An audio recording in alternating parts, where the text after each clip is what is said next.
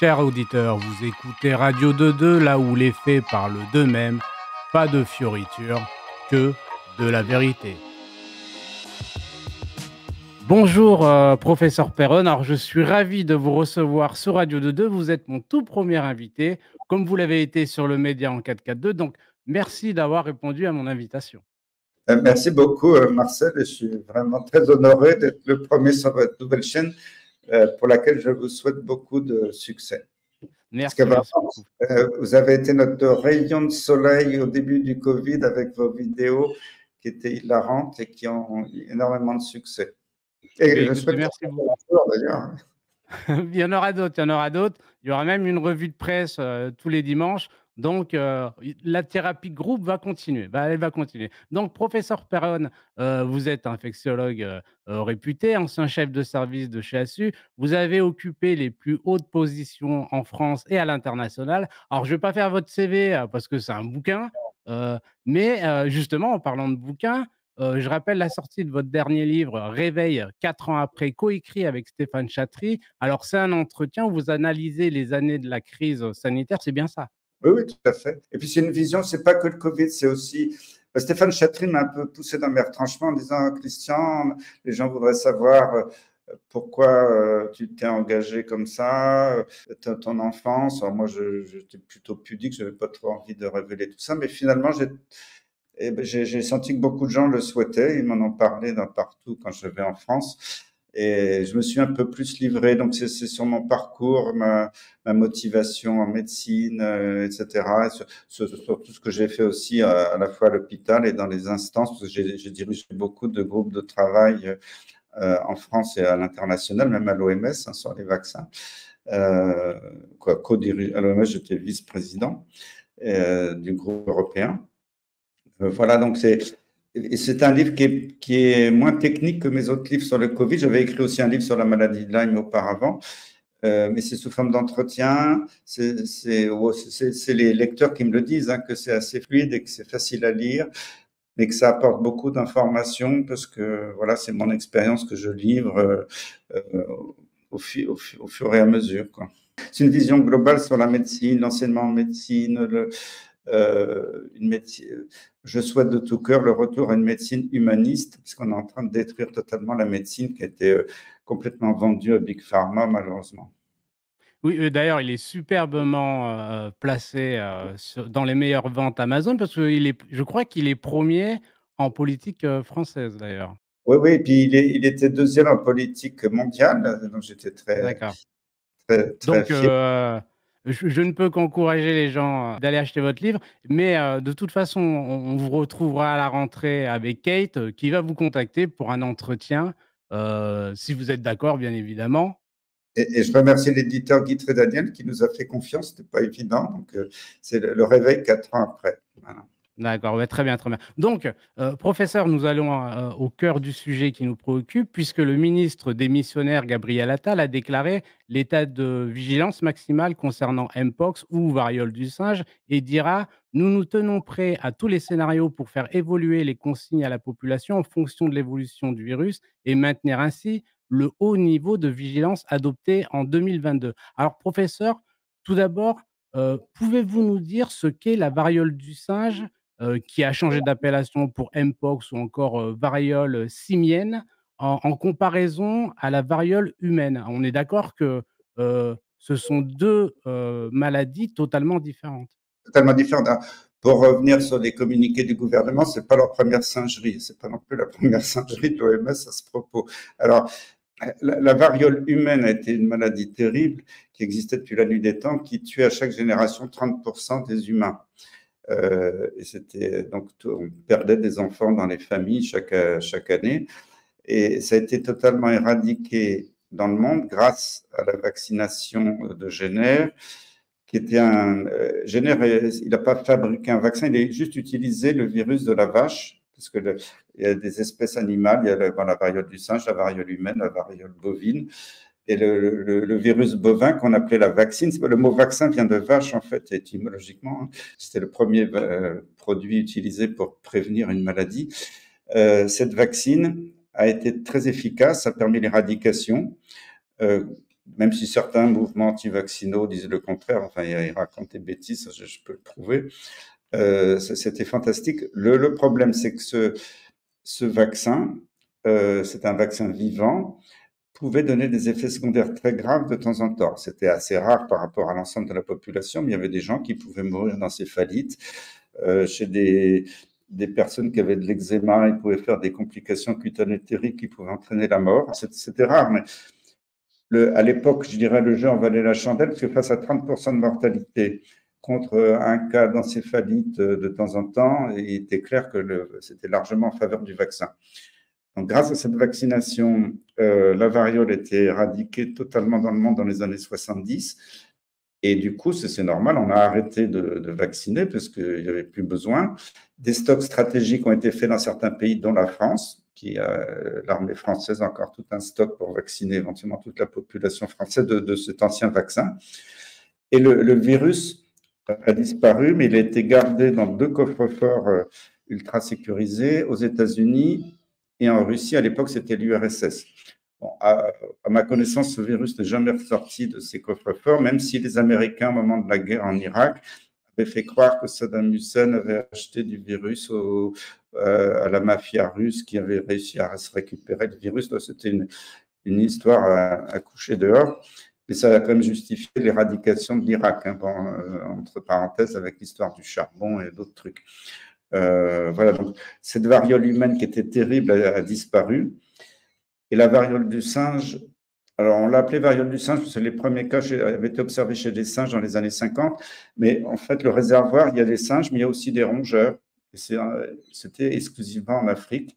Mais un virus qui pouvait toucher l'homme de temps en temps, il y a des petites épidémies humaines, mais qui est un virus beaucoup plus bénin chez l'homme. Ça n'a rien à voir avec la mortalité de la variole classique. Alors, c'est vrai qu'en Afrique, de temps en temps, il y a des morts, mais il faut voir que c'est dans des conditions d'hygiène terribles, il y a des surinfections bactériennes parce qu'il y a des grosses pustules, il n'y a pas d'antibiotiques, il n'y a pas d'hygiène, il y a des gens qui sont carencés sur le plan alimentaire, qui n'ont pas de vitamines. On ne peut pas considérer ça comme un taux de mortalité réel s'il y avait, je dirais, une bonne hygiène de base et des soins, pas forcément, je ne parle pas d'antiviral précis, mais des soins généraux adaptés. C'est pour ça que même dans les communiqués tout récents d'il y a quelques jours, l'Union européenne, cette maladie est classée comme une maladie bénigne avec de rares formes sévères et la mortalité est très faible. Même si quelquefois dans les communiqués, il y a des chiffres qui sortent du chapeau, on ne sait pas trop s'ils ont été vérifiés, qui disent attention, c'est terrible, mais voilà. Donc finalement, c'est une maladie qui va donner des pustules des cheveux jusqu'aux doigts de pied, beaucoup de fièvre. Il n'y a pas de forme asymptomatique, c'est-à-dire que quand les gens sont malades, ben, ça se voit, ils sont très malades, ils ne peuvent plus bouger, ils ne peuvent plus se promener, ils ne vont pas aller dans le métro. Et ça va durer 3 semaines environ, un peu comme une grosse varicelle très sévère, mais bon, voilà. Et puis la plupart des gens vont très bien s'en sortir. Donc il y a toujours eu ces épidémies en Afrique centrale. Et alors, il y a eu une grande alerte pandémie, si vous vous souvenez, c'était en mai 2022. Non, oui, 2022. L'OMS dit attention, nouvelle pandémie de variole du singe qui se propage et elle est apparue le même jour dans 10 pays différents aux 4 coins de la planète. C'était totalement impossible sur le plan épidémiologique. Parce qu'on ne peut pas avoir le même jour chez les gens qui n'ont jamais voyagé, qui n'ont jamais vu un singe, une variole en Australie, en Suède, en Suisse, en Norvège, en Argentine. Donc visiblement, ce virus a été propagé volontairement. Et ça, c'était en mai 2022. Puis quand je vois cette situation en mai 2022, je découvre à ce moment-là que Bill Gates a investi en 2019 dans un nouveau vaccin variole. En général, il n'investit pas à perte, hein, il n'est pas idiot. Et que quelques mois avant, l'Agence du médicament européenne a préenregistré un médicament miracle pour la variole du singe. Ça, c'est bizarre. Et puis Bill Gates est très fort parce qu'il a fait une réunion de préparation à la pandémie variole du singe en 2021, presque un an avant, et il avait prédit la date. Il est très fort. Bill Gates, il avait dit il y aura une pandémie en mai 2022. Et hop, mai 2022, pandémie. Alerte générale, communiqué de la Direction générale de la santé en France, qu'il y a une variole hyper contagieuse qui se transmet par voie respiratoire. Mais curieusement, c'était même écrit dans le communiqué qui touchait que les hommes ayant des relations sexuelles avec des hommes. Alors, je dis, tiens, je ne comprends pas très bien. Et effectivement, ça n'a touché quasiment que les homosexuels masculins, parce que ce virus était probablement pas le virus naturel, il était très peu contagieux, il ne se transmettait essentiellement que par voie anale, un peu comme le virus du sida. Donc ça n'a pas eu cette diffusion mondiale qui avait été annoncée. Et effectivement, quand on a vu, il y a eu quelques centaines de cas en France, c'était quasiment totalité des homosexuels masculins. Et ce qui était curieux, ce nouveau variant, à mon avis, ce n'était pas un variant naturel, parce que ce n'est pas possible. Il ne donnait pas du tout l'éruption généralisée comme la variole du singe habituelle, mais il donnait une éruption qui était essentiellement autour des organes génitaux de l'anus, ce qui n'est pas habituel. Et voilà, alors tout ça a fait flop. Les cas ont disparu. Bon, il suffisait d'arrêter la relation sexuelle ou de faire Oui, un peu oui, de... juste je vous coupe, c'est en juillet 2022 où l'AMS recommandait aux homosexuels de réduire, le nombre de leurs partenaires pour limiter la propagation de la maladie et changement radical, du jour au lendemain, tout le monde est susceptible d'attraper la variole du singe, quoi. C'est assez Même étonnant. récemment, l'OMS a encore dit qu'il faut que les homosexuels masculins réduisent leurs partenaires.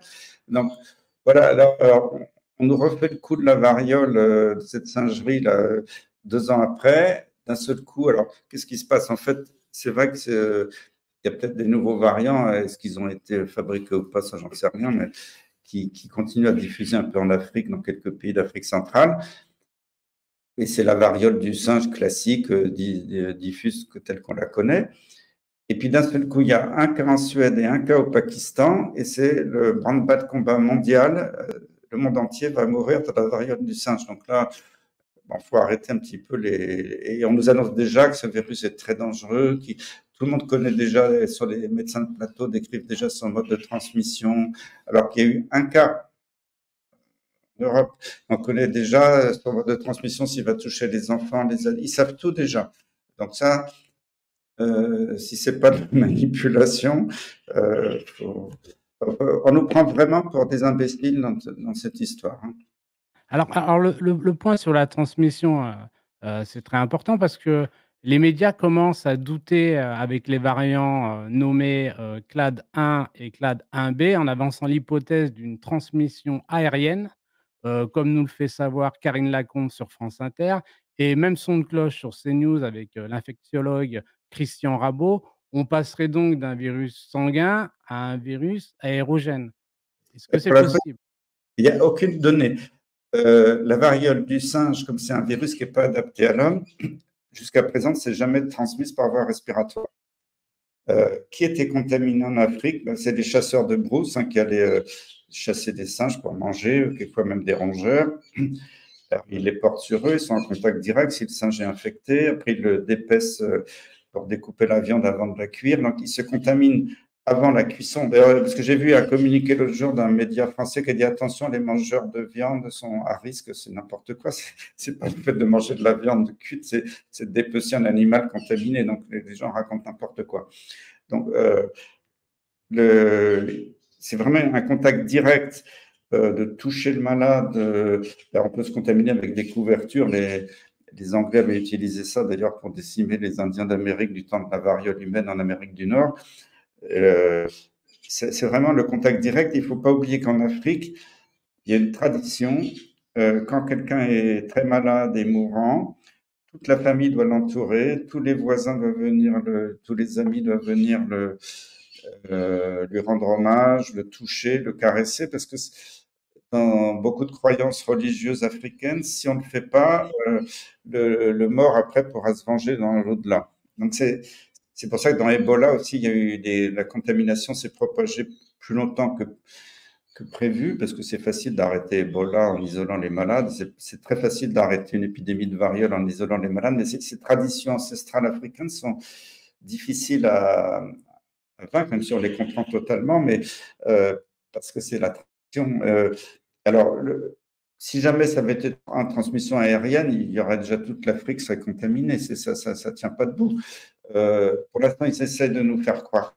J'ai lu le communiqué officiel de l'Union européenne il y a 2 jours. C'est marqué sur une maladie bénigne, rare forme mortelle. La contamination, c'est contact direct, relations sexuelles. On sait que c'est plutôt relation homosexuelle, voire anale. Euh, mais il est suggéré qu'il y a peut-être d'autres voies, mais finalement, quand on regarde les vrais virologues, pour l'instant, personne ne parle. Je ne dis pas que ça ne peut pas exister, ils sont capables de fabriquer des nouveaux variants, mais on n'a absolument pas montré qu'il y avait une transmission aérienne.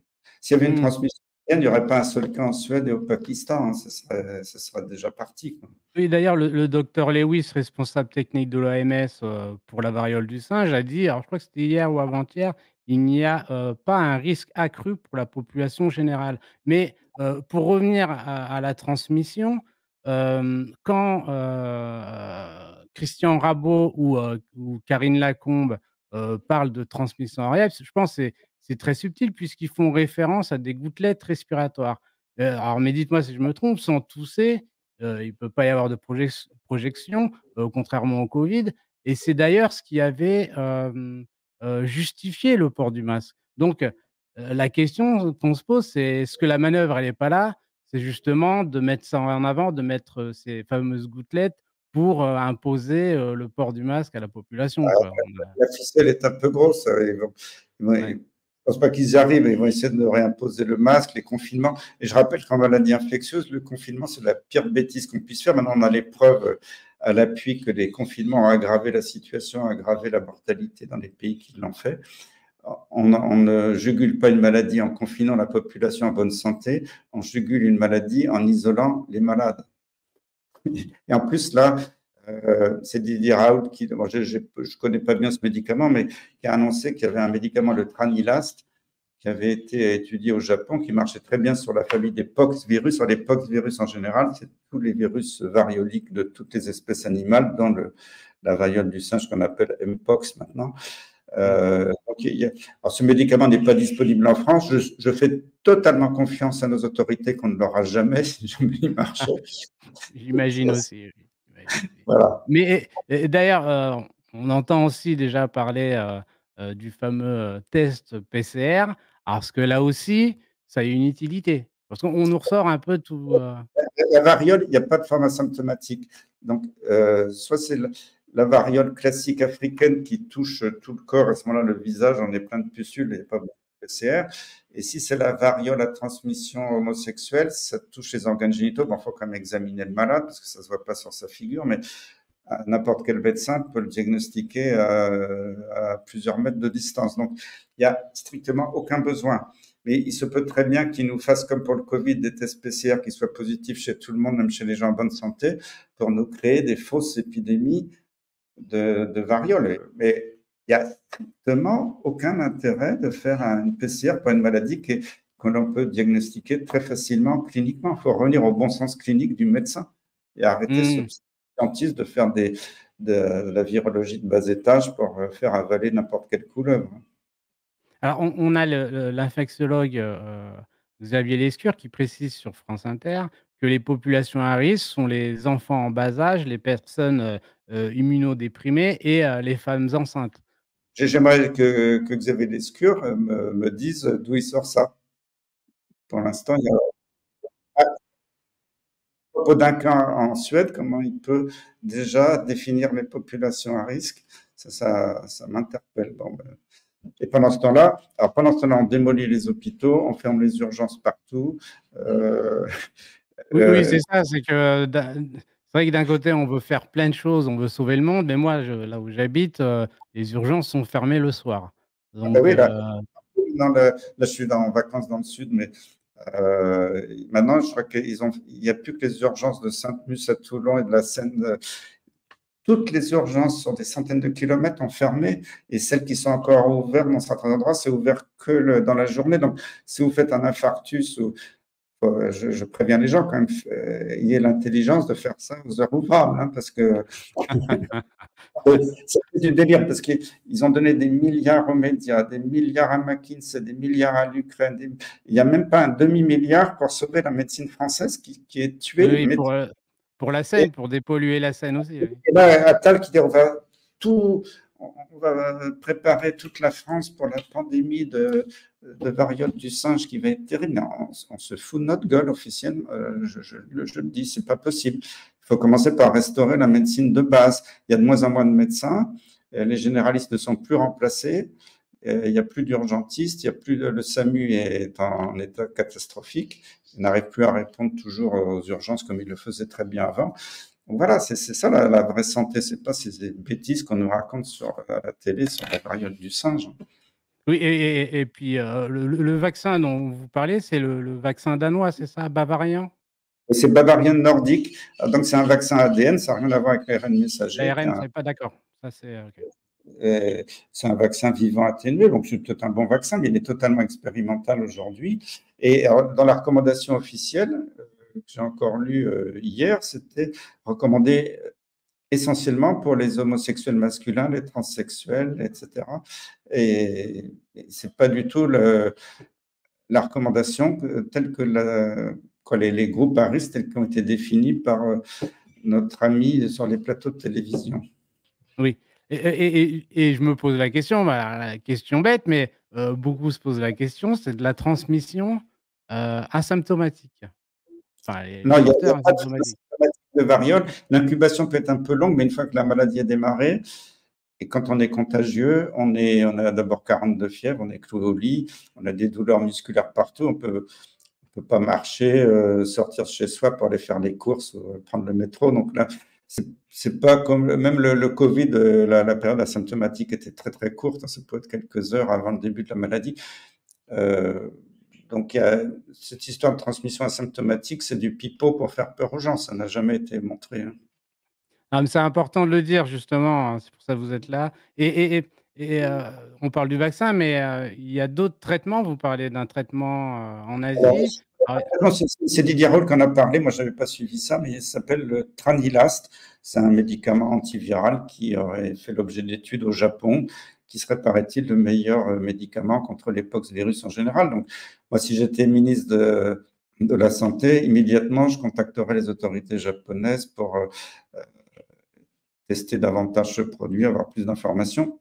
Mais malheureusement, les communiqués officiels, c'est de dire non, il n'y a aucune donnée, ce médicament, c'est du pipi de chat, comme ils ont fait avec l'hydroxychloroquine ou l'ivermectine ou la vitamine D ou les antibiotiques pendant le Covid. mmh. Pourtant, on a toutes les preuves scientifiques que l'hydroxychloroquine, l'ivermectine marche.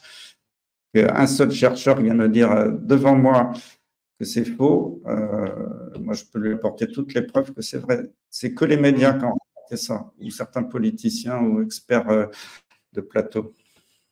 D'accord, beh, écoutez, professeur, je crois qu'on a bien fait le tour, hein, sur les vaccins, la transmission, les PCR, asymptomatiques, pas asymptomatiques. C'était important, de vous recevoir parce que c'est vrai qu'on se pose beaucoup de questions, y on ressent aussi, il y a des gens qui ont peur, hein, forcément parce qu'on a eu l'épisode, du covid. Donc heu, donc voilà, bah, merci Je infiniment. voulais dire un petit Allez-y. mot, parce que c'est dans l'actualité. N'oubliez pas qu'au mois de septembre, l'Union européenne va tester sur 5 pays européens un passeport vaccinal. Oui, c'est vrai. C'est-à-dire qu'on va obliger, enfin, pour l'instant, c'est pas obligatoire, mais on sait quand c'est pas obligatoire, ça le devient peu de temps après. On va obliger les Européens à être vaccinés. Alors, je parle pas du vaccin variole ou Covid, tous les vaccins classiques, Mmh mh. traditionnels, recommandés, qui pour l'instant sont pas du tout obligatoires chez les adultes, qu'ils sont chez les enfants. Et moi, je suis contre l'obligation vaccinale en général, même chez les enfants, ça n'a pas de sens. Mais euh, bientôt, on ne pourra plus sortir de chez soi, prendre le métro, voyager, travailler, aller au restaurant, avoir une vie sociale, si on n'a pas reçu tous les vaccins. Alors, tant que c'est des vaccins classiques qu'on a eu jusqu'à maintenant, bon, c'était des bons produits, par quelques exceptions bien tolérées, mais il faut bien voir que Big Pharma est en train de nous préparer tous les vaccins pour toutes les maladies classiques à ARN messager, notamment pour les enfants.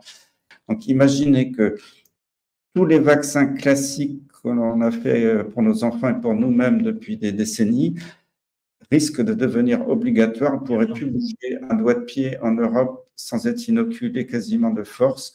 Et là, il faut vraiment que tous les Français, tous les Européens, tous les citoyens du monde soient extrêmement vigilants, se révoltent et refusent cette ignominie qui nous prépare à bas bruit. C'est toujours gentil comme ça. Non, on va commencer à... Non, là, je suis très ferme là-dessus parce que si les gens ne se réveillent pas aujourd'hui, mon livre, c'est le réveil 4 ans après, mais réveillez-vous, bon sang, réveillez-vous.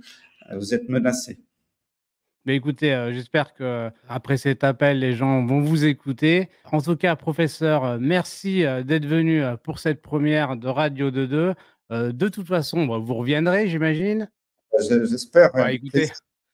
c'est formidable, c'est formidable. Alors, je rappelle la sortie de votre dernier livre, Le Réveil 4 ans après, coécrit avec Stéphane Chatry, est disponible depuis, le 6 juin 2024, un ouvrage à ne pas manquer. Encore merci pour toutes ces précisions ô combien utiles et je vous dis à très bientôt. Merci, au revoir. Si vous appréciez cette vidéo et souhaitez soutenir mon travail, vous pouvez faire un don sur Tipeee, le lien est sous la vidéo. Chaque contribution, même petite, m'aide à continuer de créer du contenu de qualité. Un grand merci pour votre soutien. Allez, à ciao les gars!